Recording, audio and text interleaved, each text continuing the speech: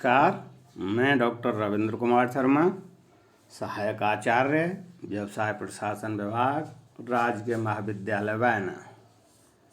BCom second year के समस्त छात्र एवं छात्राओं, आज मैं आपको बीकॉम सेकेंड ईयर का पेपर फर्स्ट कंपनी अधिनियम एवं सचिवीय पद्धति का टॉपिक प्रतिभूतियों का अंतरण यानी ट्रांसफ़र ऑफ सिक्योरिटीज के बारे में ई कंटेंट के माध्यम से अध्ययन करेंगे।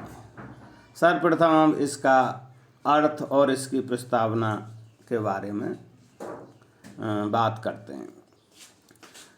प्रतिभूतियों से आशय अंशों से है, कंपनी के द्वारा जारी किए गए अंशों से लगाया जाता है। संगठन के कंपनी प्रारूप की सबसे बड़ी विशेषता यह है कि कंपनी के सदस्य कंपनी में धारित अपनी प्रतिभूतियों अर्थात अंशों का आसानी से अंतरण कर सकते हैं।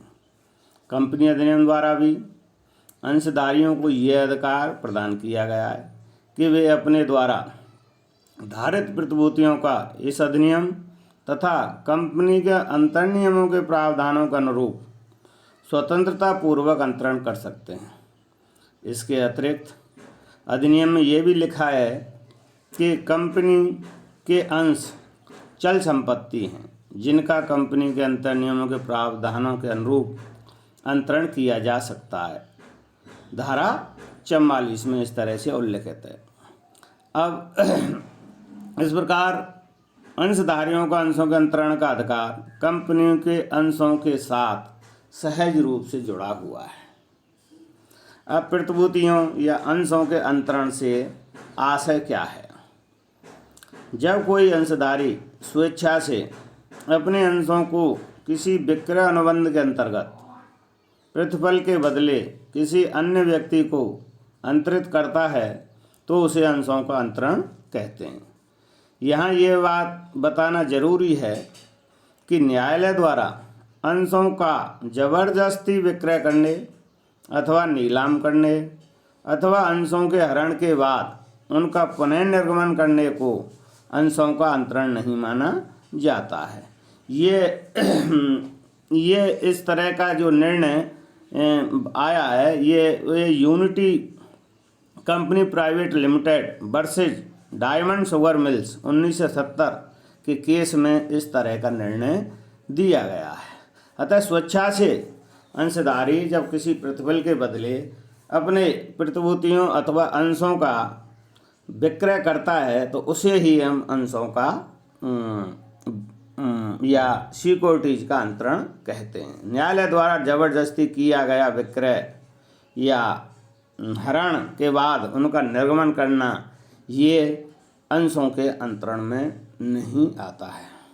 अब अंशों के अंतरण से संबंधित अर्थात प्रतिभूतियों के अंतरण से संबंधित कुछ प्रमुख प्रावधान निम्नलिखित हैं।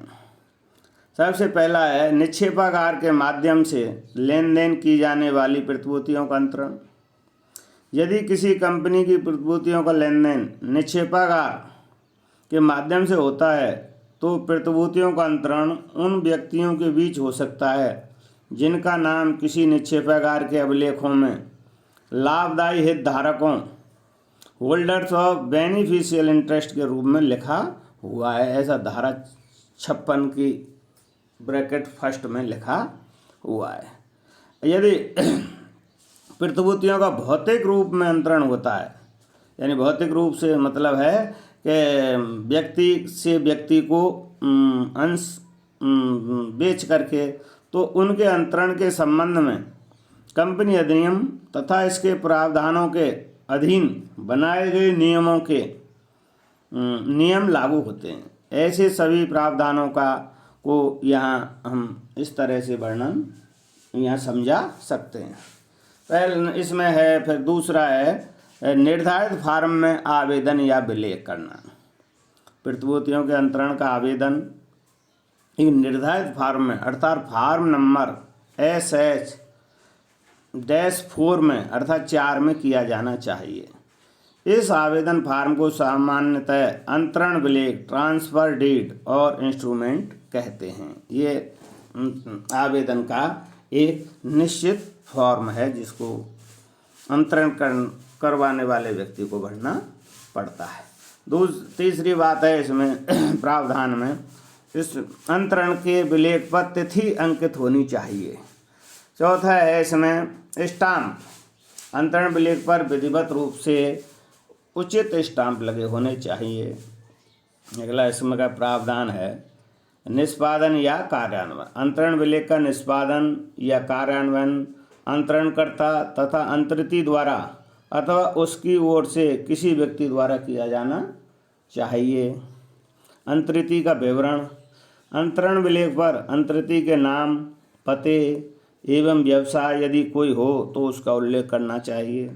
कंपनी को सुपुर्दगी, अंतरण विलेख अंतरणकर्ता अथवा अंतरिती द्वारा कंपनी को सुपुर्द किया जाना चाहिए।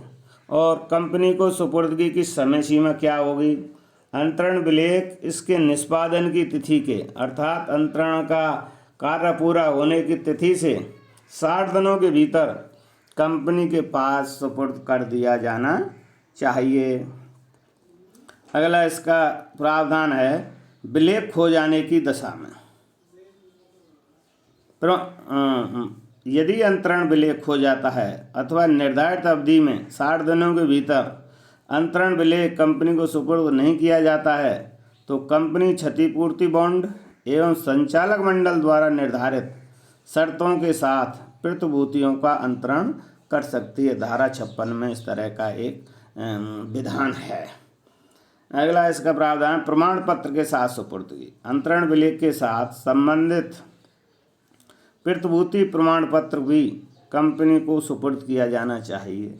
यदि प्रतिभूति प्रमाण पत्र नहीं है तो इसके साथ प्रतिभूति आवंटन पत्र यानी शेयर्स अलॉटमेंट लेटर संलग्न किया जाना चाहिए, जिससे यह पता रहता है कि ये अंश अथवा प्रतिभूति इस व्यक्ति की ही हैं और उसने ये सुपुर्द कर दिए अर्थात अंतरण कर दिए। अगला इसका नियम है अंशतः प्रदत्त प्रतिभूतियों का अंतरण। कभी कभी अंतरणकर्ता द्वारा अंशतः या अपूर्ण दत्त प्रतिभूतियों के अंतरण का विलेख प्रस्तुत किया जाता है। ऐसी दशा में कंपनी को उन प्रतिभूतियों का अंतरण करने से पूर्व अंतरिती के पास फार्म नंबर SH5 में यह सूचना भेजनी चाहिए कि उसके पक्ष में अंशतः प्रदत्त प्रतिभूतियों के अंतरण का आवेदन प्राप्त हुआ है। यदि अंतरिती इस सूचना के 2 सप्ताह के भीतर अंतरण पर आपत्ति प्रकट नहीं करता है तो कंपनी उस अंतरण का पंजीयन कर सकती है। अगला इसमें प्रावधान है प्रमाण पत्र लौटाने अर्थात सुपुर्दगी की समय सीमा। प्रत्येक कंपनी को अंतरण हेतु प्राप्त सभी प्रमाण पत्रों को उनकी प्राप्ति के 1 माह के भीतर अंतरण करके सुपुर्द करना पड़ता है। किंतु यह समय सीमा तब लागू नहीं होती है जबकि उन प्रतिभूतियों के अंतरण पर किसी कानून, न्यायालय, अधिकरण या किसी अन्य प्राधिकारी के द्वारा आदेश जारी कर रोक लगा दी गई हो। अगला इसमें प्रावधान है मृतक व्यक्ति की प्रतिभूतियों का अंतरण। किसी भी मृतक व्यक्ति द्वारा धारित प्रतिभूतियों का अंतरण उसके वैधानिक प्रतिनिधि अर्थात लीगल रिप्रेजेंटेटिव द्वारा ठीक उसी प्रकार किया जा सकेगा कि मानो वह प्रतिनिधि उस अंतरण विलेख के निष्पादन के स्वयं ही धारक हो। किसी भी वैधानिक प्रतिनिधि का प्रतिभूतियों का अंतरण के लिए उन प्रतिभूतियों का धारक होना आवश्यक नहीं है। इसके बारे में दंड की व्यवस्था भी इस प्रावधान में।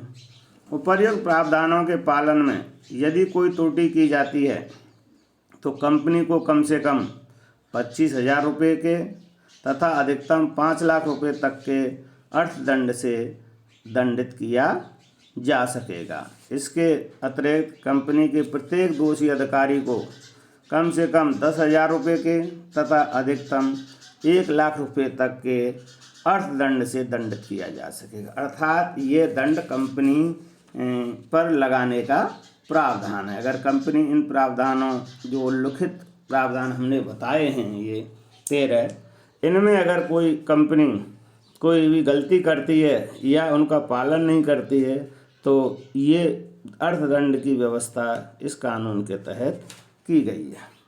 अगला इसमें प्रावधान है लास्ट, निक्षेपागार का दायित्व। यदि किसी निक्षेपागार ने किसी भी व्यक्ति को धोखा देने के उद्देश्य से किसी प्रतिभूति का अंतरण किया है तो उसे धारा 447 के अधीन दंडित किया जा सकेगा। यह उल्लेखनीय है कि उपर्युक्त प्रावधान प्रतिभूति के पारेषण पर लागू नहीं होते हैं। इस तरह से ये 15 प्रावधान कंपनी अधिनियम के तहत ये सामान्यतः बताए गए हैं। इन प्रावधानों के अधीन ही किसी भी प्रतिभूति का अंशधारी द्वारा अंतरण किया जा सकेगा। अब अगला इसमें बताया गया है प्रतिभूतियों के अंतरण पर प्रतिबंध यानी restriction on transfer of securities. प्रत्येक प्रतिभूति धारक अंशधारक कुछ प्रतिबंधों के अधीन अपनी प्रतिभूतियों अंशों के अंतरण का हकदार है। इन प्रतिबंधों को निम्नलिखित 2 भागों में बांटा गया है, यानी 2 प्रकार के प्रतिबंध लगाए जा सकते हैं। एक है वैधानिक प्रतिबंध लीगल रेस्ट्रिक्शन और दूसरा है कंपनी के अंतर नियमों द्वारा प्रतिबंध। वैधानिक प्रतिबंधों से आशय उन प्रतिबंधों से है जो कंपनी अधिनियम के द्वारा लगाए जाते हैं और अंतर नियमों द्वारा प्रतिबंधों से आशय प्रत्येक कंपनी अपने अंतर नियमों में प्रतिभूति के अंतरण पर प्रतिबंध लगाने का अधिकार देती है। धारा 44 में लिखा है कि कंपनी की प्रतिभूतियां अंश कंपनी के अंतर नियमों में उल्लिखित रीति से अंतरित किए जाएंगे। धारा 58 में लिखा है कंपनी अधिनियम की धारा 58 में लिखा है कोई भी कंपनी कारणों का उल्लेख करते हुए प्रतिभूतियों के अंतरण से इनकार कर सकती है। धारा 2 की उपधारा 68 में लिखा है कि प्रत्येक निजी कंपनी अपने अंतरणियों द्वारा अपने सदस्यों के प्रतिभूतियों के अंतरण के अधिकार पर प्रतिबंध लगाएगी। इस तरह से ये अंतरणियों द्वारा प्रतिबंध लगाएगा। लेकिन इन प्रावधानों से ये स्पष्ट हो जाता है कि प्रत्येक सार्वजनिक कंपनी अपने अंतर नियमों में प्रतिभूतियों के अंतरण के संबंध में कुछ प्रतिबंध लगा सकती है। निजी कंपनी को तो ऐसे कुछ प्रतिबंध अपने अंतर नियमों में सम्मिलित करने ही पड़ते हैं, किंतु कोई भी कंपनी अंतर नियमों के प्रावधानों द्वारा प्रतिभूतियों के अंतरण पर निषेध नहीं लगा सकती है। सामान्यतः कंपनियों के अंतर नियमों से संबंधित प्रतिभूतियों के अंतरण संबंधित निम्नांकित प्रतिबंध लगाए जाते हैं। पहला प्रतिबंध है कंपनी अधिनियम द्वारा लगाए गए प्रतिबंध, ये कंपनी अधिनियम द्वारा लगाए जाते हैं। दूसरा अनिवार्य प्रतिबंध। अनिवार्य प्रतिबंध में क्या है, प्रत्येक निजी कंपनी को अपने अंतर नियमों में अपने सदस्यों के प्रतिभूतियों के अंतरण के अधिकार पर प्रतिबंध लगाने ही पड़ते हैं। ऐसा करके ही कोई निजी कंपनी अपनी सदस्य संख्या को सीमित बनाए रख सकती है, अर्थात उसको अनिवार्य ये कंपलसरी प्रतिबंध निजी कंपनियों को लगाने ही पड़ेंगे। अगला इसमें प्रतिबंधों में है अवयस्क अंतरिति।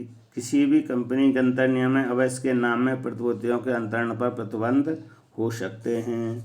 अस्वस्थ मस्तिष्क के व्यक्तियों को प्रतिभूतियां अंतरित करने पर प्रतिबंध लगाया जा सकता है।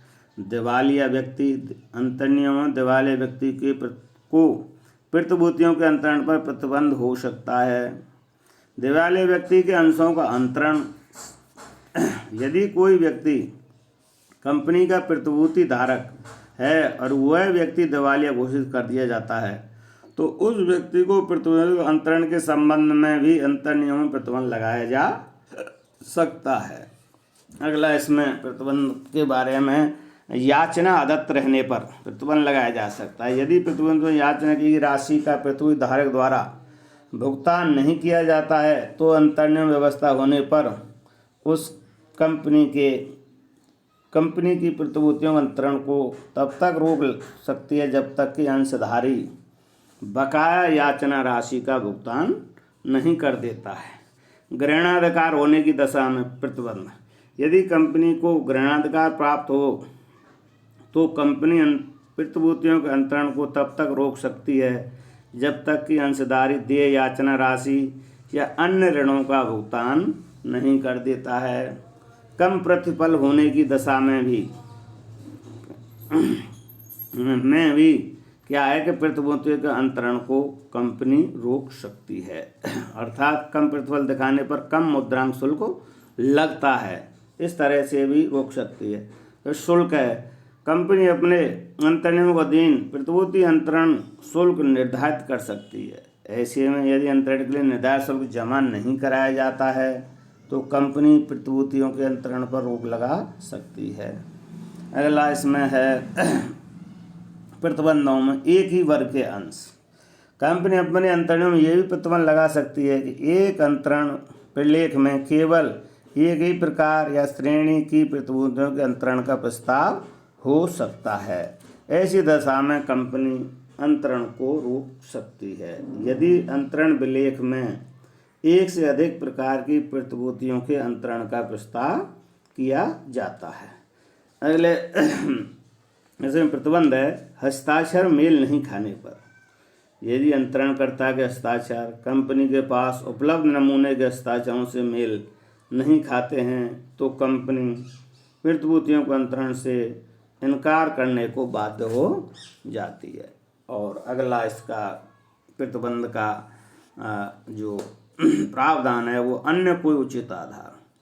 कोई भी कंपनी अपने अंतरण नियमों में ये व्यवस्था कर सकती है कि कंपनी का संचालक मंडल किसी भी उचित कारण के आधार पर अंशों के अंतरण से इनकार कर सकता है, परंतु कंपनी को वह कारण प्रकट करना पड़ेगा। पीड़ित पक्षकार ऐसे कारणों के विरुद्ध अपील भी कर सकेगा, धारा 58 में। अतः संचालकों को ऐसे अधिकार का प्रयोग सावधानी से करना चाहिए। इस तरह से ये कंपनियों के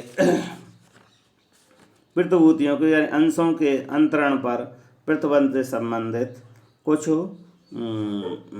प्रावधान अर्थात प्रतिबंधों के लगाए जाते हैं। इस तरह से आज हमने इस कंपनी अधिनियम सचिव पद्धति में प्रतिभूतियों का अंतरण में इसका आशय, इसका अंतरण संबंधी क्या प्रावधान है और प्रतिभूतियों के अंतरण में प्रतिबंध कौन कौन से या किस किस कारण से हो सकते हैं, ये आपको अध्ययन कराया गया है। धन्यवाद।